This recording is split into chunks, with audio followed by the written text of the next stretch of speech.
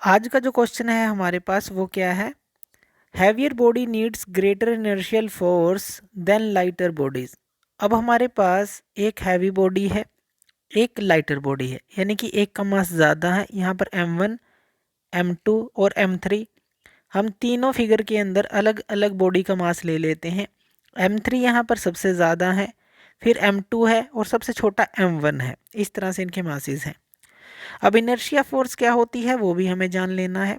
Inertia force होती है कि जो चेंज ऑफ स्टेट का विरोध करती है, रजिस्ट करती है उसको। जैसे मान लीजिए कोई बॉडी जो है रेस्ट पर है इस समय, तो ये मोशन के अंदर नहीं आना चाहेगी, उसका ये रजिस्ट करेगी। अगर आप फोर्स लगाएंगे मोशन में लाने के लिए तो उसका ये विरोध करेगी, रजिस्ट करेगी उसको।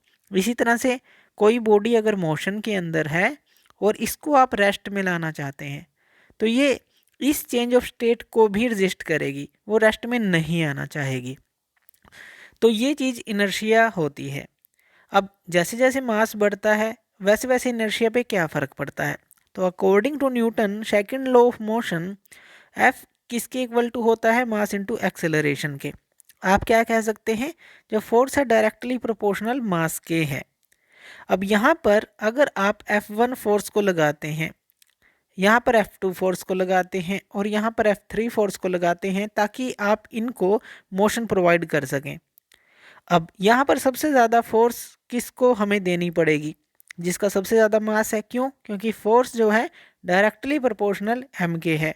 इसका मतलब इनर्शिया फोर्स जो है इसी का सबसे ज़्यादा होगा, क्योंकि इस पे हमें सबसे ज़्यादा फोर्स देनी पड़ रही है उसको मोशन में लाने के लिए। तो इसी तरह से हम कह सकते हैं कि जो m3 यानी कि जो हैवियर बॉडी होगी उसके लिए जो इनर्शिया फोर्स होगी वो ज़्यादा होगी, और m1 जो है उसका जो इनर्शिया है अगर हम बात करें कि वो कम होगा एज़ कंपेयर टू जो हमने ज़्यादा मास वाली बॉडी ली है। तो इस फॉर्मूले से हम देख सकते हैं कि ज़्यादा इनर्शियल फोर्स किसको चाहिए, जिसका ज़्यादा मास होता है। Thank you.